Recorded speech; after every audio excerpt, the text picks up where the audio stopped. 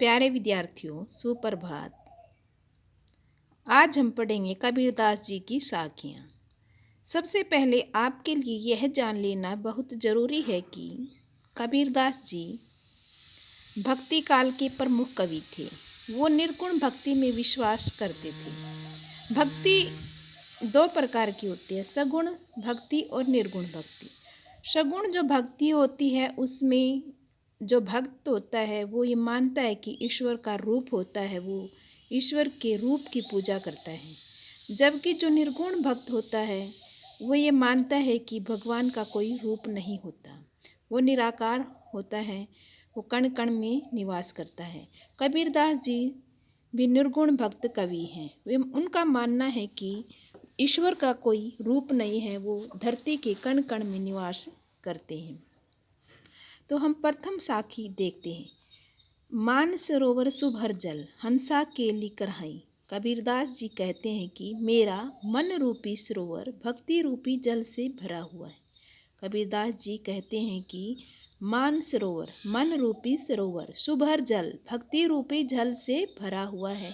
हंसा केली कराही, और इसमें हंसा जीवात्मा रूपी हंस केली क्रीड़ा कराही कर रहे हैं, तथा इसमें जीवात्मा रूपी हंस क्रीड़ा कर रहे हैं, खेल रहे हैं। मुक्ता फल मुक्ता चुगई, और ये जीवात्मा रूपी हंस मुक्ता फल, मुक्ति रूपी फल को चुगई, चुगना चाहते हैं, अर्थात ये अब यहाँ से मुक्त होना चाहते हैं। अब उड़ी अनंत ने जाही। कबीरदास जी कहते हैं लेकिन यह जीवात्मा रूपी हंस अब इस संसार में फंस कर रह गए हैं, उड़ नहीं पा रहे हैं। दोबारा से देखियो प्यारे विद्यार्थियों, कबीरदास जी कहते हैं कि मेरा मन रूपी सरोवर भक्ति रूपी जल से भरा हुआ है, तथा इसमें जीवात्मा रूपी हंस खेल रहे हैं, और ये जीवात्मा रूपी हंस अब मुक्ति रूपी फल को पाना चाहते हैं, लेकिन अब ये इसमें फंस कर रह गए हैं, उड़ नहीं पा रहे हैं। अर्थात कबीरदास जी ने बताया है कि यह मन भक्ति से भरा हुआ है और इसमें जीवात्मा है जो निवास करती है। यह इस संसार से मुक्ति पाना चाहती है, लेकिन संसार में रहते हुए यह मोह माया में फंसकर रह गई है, अब उड़ नहीं पा रही है। अगली साखी देखियो प्यारे विद्यार्थियों। प्रेमी ढूंढत मैं फिरूं, प्रेमी मिले न कोई। कबीरदास जी कहते हैं कि प्रेमी होता है भगवान का सच्चा भक्त। कबीरदास जी कहते हैं कि मैं भगवान के सच्चे भक्त को ढूंढता फिरता हूँ, प्रेमी मिले न कोई, लेकिन मुझे कहीं भी भगवान का सच्चा भक्त दिखाई नहीं देता। प्रेमी को प्रेमी मिले सब विष अमृत होई। कबीरदास जी कहते हैं कि यदि एक भगवान के एक सच्चे भक्त को, सच्चे प्रेमी को दूसरा सच्चा प्रेमी मिल जाता है तो सभी विष अमृत में बदल जाते हैं, क्योंकि दोनों भगवान के भक्त मिलकर भगवान की ही बातें करते हैं। दोबारा से देखो एक बार फिर। कबीरदास जी कहते हैं कि मैं इस सारे संसार में प्रेमी ढूंढत मैं फिरूं, इस संसार में भगवान के सच्चे प्रेमी को ढूंढता फिरता हूँ, प्रेमी मिले न कोई, लेकिन मुझे इस संसार में कोई भी भगवान का सच्चा भक्त दिखाई नहीं देता। प्रेमी को प्रेमी मिलई, लेकिन कबीरदास जी कहते हैं कि यदि इस संसार में भगवान के एक सच्चे भक्त को दूसरा सच्चा भक्त मिल जाता है तो सभी विष अमृत बन जाते हैं, क्योंकि वे दोनों मिलकर भगवान की भक्ति की बातें करते हैं। आगे देखिए। हस्ती चढ़िए ज्ञान को सहज दुलीचा डारी। कबीरदास जी कहते हैं कि हस्ती चढ़िए ज्ञान को, हमें ज्ञान रूपी हाथी पर चढ़ करके सहज दुलीचा डारी और उसके ऊपर सहज भाव की भक्ति रूपी वस्त्र डालना चाहिए, अर्थात भगवान की सहज भाव से भक्ति करनी चाहिए।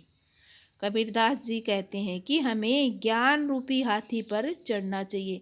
कबीरदास जी प्रतीकात्मक कविताएं करते हैं और उन्होंने ज्ञान को क्या माना है, हाथी, और वस्त्र को क्या माना? भक्ति। कबीरदास जी कहते हैं कि हमें ज्ञान रूपी हाथी पर चढ़ करके उसके ऊपर सहज भाव की भक्ति रूपी वस्त्र डालना चाहिए, अर्थात हमें ज्ञान प्राप्त करना चाहिए तथा सच्चे भाव से भगवान की भक्ति करनी चाहिए।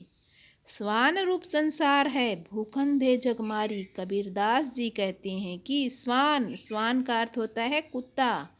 यह संसार तो एक कुत्ते के समान है। भूखंडे जगमारी, भूखन मतलब भोंकना, इसको भोंकने दो, इसकी तरफ ध्यान मत करो और सच्चे भाव से भगवान की भक्ति में ध्यान लगाओ, तभी तुम ईश्वर को पा सकते हो।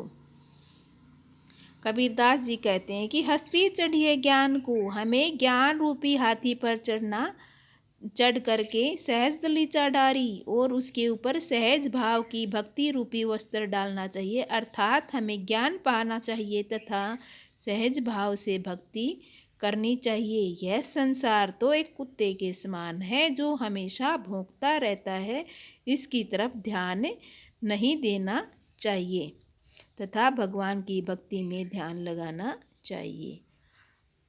प्यारे विद्यार्थियों, आज आप ये 3 ही साखियाँ करोगे। इनका आपको प्रसंग, व्याख्या तथा विशेष लिखना है।